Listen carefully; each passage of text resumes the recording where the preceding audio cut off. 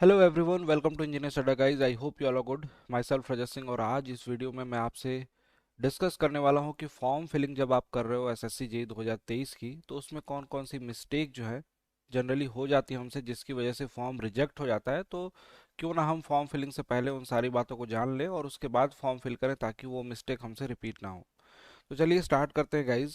सबसे पहले बात करूंगा कि उन बच्चों की जो बच्चे फ्रेशर्स हैं, पहली बार फॉर्म भर रहे हैं, उनकी भी बात करूंगा जो बच्चे एक बार फॉर्म भर चुके हैं और दोबारा से फॉर्म भर रहे हैं। गाइज, एसएससी के साइट पे जब आप जाते हैं, तो जैसे ही आपने एसएससी की साइट को ओपन करा, तो साइड में लॉगिन का ऑप्शन इस तरीके से आपको दिखाई देता है, जिसमें यूज़र नेम यानी कि रजिस्ट्रेशन नंबर या फिर पासवर्ड आपसे मांगा जाता है और कैप्चा कोड, उसके बाद लॉगिन करने को बोलता है। ये उन बच्चों के लिए सबसे ज़्यादा इम्पोर्टेंट है जो बच्चे ऑलरेडी पिछली बार फॉर्म को भर चुके हैं। उनको क्या करना है कि वही यूज़र नेम और रजिस्ट्रेशन, जो भी रजिस्ट्रेशन नंबर आपका था, यूज़र नेम में डालना है और पासवर्ड डालना है, और उसके बाद लॉगिन करना है। अगर आप भूल चुके हो पासवर्ड वगैरह, तो फॉरगेट पासवर्ड के ऑप्शन नीचे दिखाई देंगे, जहाँ से आप पासवर्ड दोबारा से ले सकते हो।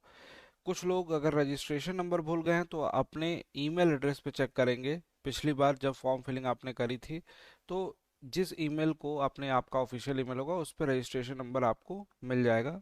एसएससी की तरफ से एक मेल आया होगा जिसमें आपको ईमेल ईमेल में आपका रजिस्ट्रेशन नंबर मेंशन होगा। हाँ, जो नए यूज़र हैं वो यहाँ पे क्लिक करें, न्यू यूज़र या यानी कि रजिस्टर्ड नाउ पे, और वहाँ से नए यूज़र रजिस्टर कर सकते हैं अपने सारे के सारे डिटेल्स भर के।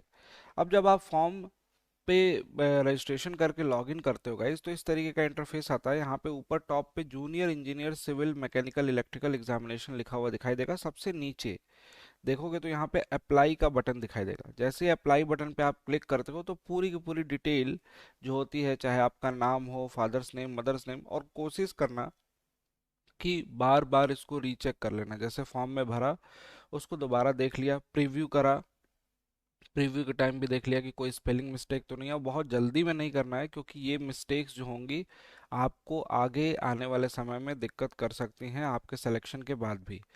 ठीक है गाइज, तो ये मिस्टेक आपको नहीं करनी है। ठीक है। और दो तीन चीज़ें और भी बताना चाहूँगा मैं, कि जिस भी रीज़न से आप फॉर्म भरोगे, जैसे फॉर एग्जांपल कि एनआर रीज़न से आप भर रहे हो, तो एनआर रीज़न में आपने जैसे सेंटर सेलेक्ट किया दिल्ली, दिल्ली एनसीआर, तो उसमें अब बाकी के सारे एग्जामिनेशन सेंटर आपके इसी एनआर रीजन से ही सिलेक्ट होंगे। फॉर एग्जांपल, अगर एक ने पहला सेंटर, तीन चॉइसेस आपको मिलेंगी। सेंटर वन में अगर आपने दिल्ली वन सेलेक्ट कर लिया, दिल्ली एनसीआर, तो उसके बाद आपके पास ये सारे ऑप्शन रह जाते हैं: जयपुर, बीकानेर, जोधपुर, उदयपुर, देहरादून, रुड़की, हल्द्वानी।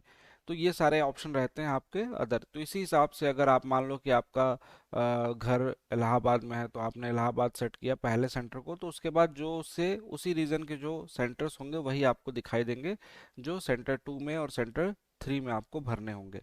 तो एक तो रही ये बात। दूसरी बात कि जब भी आप फॉर्म फिलिंग करेंगे, तो इस तरीके के जो इंटरफेस आपको दिखाई देते हैं, जिसमें आपको सारी डिटेल भरनी होती है, तो कोशिश करना कि वो सारे डिटेल्स भरो जो डॉक्यूमेंट्स आपके पास हों। फॉर एग्जांपल, जैसे कि मान लो कि आपसे मांग रहा है कि आप एक वैलिड प्रूफ दें, जिसको आप एग्जामिनेशन में दिखाएंगे एज अ आईडी कार्ड। तो उसमें आप आधार कार्ड, ड्राइविंग लाइसेंस, लेकिन जो आपके पास डॉक्यूमेंट अच्छे से बना हो, अवेलेबल हो, उसी का उसमें नंबर आपको डालना है। और इसी तरीके से कुछ यहाँ पे बहुत इंपॉर्टेंट पॉइंट यहाँ पे लिखे हुए हैं, जिसकी वजह से लास्ट टाइम बहुत सारे बच्चों का ये रिजेक्ट हो गया था फॉर्म। यहाँ पे देखिए क्या लिखा हुआ है: recent recent photograph without spectacles, cap, और इसके सैंपल्स भी उसमें दिए हुए हैं एग्जामिनेशन के पूरे नोटिफिकेशन को जब आप देखते हो, तो उसमें लास्ट पेज पे इसके सैंपल्स दिए हुए हैं कि कौन कौन से रिजेक्शन के रीज़न है। उसको भी मैं अभी दिखाऊंगा आपको। यहाँ पे देखिए लिखा हुआ है कि as specified and serial number 1A above application with the blurred photograph will be rejected. Specimen of the photograph acceptable not acceptable is given in the annexure XV। अब annexure आपका 15 में यहाँ पे दिया हुआ है पूरा का पूरा ये क्राइटेरिया कि कौन सा सुटेबल होगा, कौन सा आपका रिजेक्ट हो जाएगा, वो पूरा का पूरा क्लियरली वहाँ पे शोन है। वो आपको दिखाऊंगा। यहाँ पे 17 पॉइंट भी देखो, बहुत इंपॉर्टेंट है। ये जो सिग्नेचर होगा वो भी इसके इसके भी क्राइटेरिया आपको दिए हुए हैं। और यहाँ पे भी ब्लर्ड जो होगा डायग्राम, वो सारा का सारा कॉज फॉर रिजेक्शन यानी कि रिजेक्शन का रीज़न आपका बन सकता है। तो कैसे हम लोग इस चीज़ को रेक्टिफाई करें? एक प्रॉब्लम और आ रही है स्टूडेंट को, जब फॉर्म फिलिंग आप कर रहे होगे, तो कुछ बच्चों ने यहाँ पे स्क्रीनशॉट भी भेजे थे मुझे कि सर ये दिक्कतें आ रही हैं। क्या दिक्कत है उसको एक एक करके बताता हूँ। जैसे आप यहाँ पे क्वालिफाइंग डिप्लोमा ऑब्लिक डिग्री यहाँ पे सेलेक्ट ऑप्शन को क्लिक करते हो तो यहाँ पे तीन ऑप्शन आते हैं, डिप्लोमा, बीटेक, इस तरीके से। लेकिन कुछ बच्चों में केवल एक ही ऑप्शन आ रहा है, केवल डिप्लोमा दिखाई दे रहा है। बच्चे बोल रहे हैं कि सर मुझे तो केवल यहाँ पे डिप्लोमा दिखाई दे रहा है, बाकी के ऑप्शन नहीं दिख रहे हैं। इसका एक सिंपल सा सॉल्यूशन है, क्या कर सकते हो आप। जब भी ऐसा हो तो आप अपने आईडी को लॉग आउट करो। ये एक ग्लिच है छोटा सा। आप क्या कर सकते हो, आईडी को लॉग आउट करो, फिर से री लॉग इन कर लो, तीनों ऑप्शन यहाँ पे दिखने लगेंगे। ठीक है, बस यही प्रोसीजर करना है आपको। किसी को अगर यहाँ पे कह रहा है कि डिप्लोमा दिख रहा है सर, बीटेक का ऑप्शन नहीं आ रहा है, बस सिंपल सा प्रोसेस मैंने बताया, लॉग आउट करके लॉग इन कर लीजिए, आपको तीनों ऑप्शन दिखने लगेंगे। उसके बाद यहाँ पे सब्जेक्ट, उसके बाद यहाँ पे अगर आपके पास रेलिवेंट, देखिए यहाँ पे एक्सपीरियंस के बारे में बात किया है। मिनिमम 2 ईयर का एक्सपीरियंस अगर आप डिप्लोमा होल्डर हैं तो कुछ पोस्ट में रिक्वायर्ड है। यहाँ पे highest educational qualification, highest educational qualification की बात करें तो यहाँ पे आपने बीटेक के बाद क्या कर रखा है। हाईएस्ट क्वालिफिकेशन में आपके पास एमटेक है तो एमटेक डाल सकते हैं। इसके नीचे देखिए यहाँ पे, अब यहाँ पे स्टेट लिखा हुआ है, किस स्टेट से आपने अपना ग्रेजुएशन या फिर अपना डिप्लोमा करा है, पासिंग ईयर क्या है आपका। और यहाँ पे आपसे पूछा गया है कि यूनिवर्सिटी या बोर्ड, कौन सी यूनिवर्सिटी या बोर्ड से करा है। नेम ऑफ द यूनिवर्सिटी यहाँ पे पूछा है, रोल नंबर पूछा है, उसके बाद परसेंटेज या सीजीपीए। अगर सीजीपीए सिस्टम में आपको मार्क्स मिलते होंगे तो सीजीपीए सिस्टम में, अदरवाइज परसेंटेज में मिलते हैं तो परसेंटेज में भर देंगे आप। और ये रोल नंबर आपको जो फाइनल ईयर की मार्कशीट में होगा उसी को भरना है। ठीक है, इसके बाद कुछ क्राइटेरिया होंगे, उसको आप लोग देखते जाएंगे फॉर्म फिलिंग के दौरान। उस तरीके से आप फोटो पे आते हैं। फोटो में देखिए दो तीन बातें बहुत स्पष्ट रूप से लिखी हुई है और आपको समझा देता हूँ कि क्यों रिजेक्ट हुए थे लास्ट टाइम बहुत सारे बच्चों के form. Upload a photograph without spectacles cap, cap और चश्मा तो होना नहीं चाहिए, पहली बात आपको बता रहा हूँ। बिना कैप और बिना चश्मे के आप फोटो अपलोड करेंगे। दूसरी बात कि ये रीसेंट फोटोग्राफ्स होनी चाहिए, यानी कि 27 अप्रैल 2023 के बाद की फोटोग्राफ यहाँ पे लिखा हुआ है ना। आपकी मतलब आपका चेहरा मैच करना चाहिए, ऐसा नहीं कि बहुत पुरानी फोटोग्राफ आपने अपलोड कर दिया और बता दिया कि हाँ ऐसे ऐसे। तो रीसेंट फोटोग्राफ अपलोड करनी है। फोटोग्राफ की फाइल जो होगी 20 केबी से 50 केबी के बीच में होनी चाहिए, जेपीजी फॉर्मेट में होनी चाहिए। और इमेज की साइज 3.5 सेंटीमीटर उसकी विड्थ और 4.5 सेंटीमीटर हाइट। आपने किसी एक चीज़ को एडजस्ट करना है। फोटोग्राफ तो ऑब्वियस सी बात है कि एक पर्टिकुलर डायमेंशन में होता है जो इसी डायमेंशन के लगभग अप्रॉक्स होता है। जब फोटो को चूज करते हो, चूज करने के बाद आपको फोटो यहाँ पे प्रीव्यू होके दिखाई देती है गाइज। अगर आपको फोटो ब्लर दिख रही है या फिर फोटो आपकी चपटी हो गई या टेढ़ी हो गई तो आपको वो फोटो अपलोड नहीं करनी है। सिग्नेचर में भी अगर आपने सिग्नेचर अपलोड किया इस क्राइटेरिया के हिसाब से 4:2, 10 केबी से 20 केबी, और आपका सिग्नेचर मान लो कि ऐसा चपटा सा हो गया एकदम, और सिग्नेचर आपका चेंज दिखाई दे रहा है चूज फाइल करने के बाद, तो उस सिग्नेचर को आप नहीं अपलोड करेंगे। ये आपको लग रहा होगा कि अरे ऐसे ही, कुछ बच्चों ने तो लास्ट टाइम क्या किया था, सिग्नेचर उल्टा अपलोड कर दिया था, बोल रहे थे कि साइबर कैफे वाले ने कर दिया। ये सारी गलतियां हैं आपकी, इस गलतियों को नहीं दोहराना है। अगर ऐसी गलतियां करते हो तो इसके जिम्मेदार आप स्वयं होंगे। ठीक है, तो ये रिजेक्ट हो जाएगा आपका फॉर्म। लास्ट टाइम बहुत सारे बच्चों का रिजेक्ट हुआ था, बार बार इस बात को फोकस कर रहा हूँ कि उसके बाद फिर रोने गाने से कुछ नहीं होने वाला है, आपको शुरुआत में ही ध्यान देना होगा।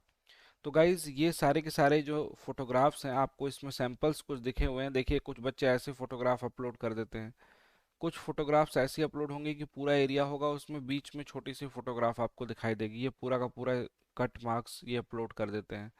इस तरीके की फोटोग्राफ नहीं चलेगी चश्मे के साथ। देखिए यहाँ पे कुछ बच्चे कहते हैं कि सर पावर वाला चश्मा होता है वो लगाया हमने, ये भी नहीं चलेगी।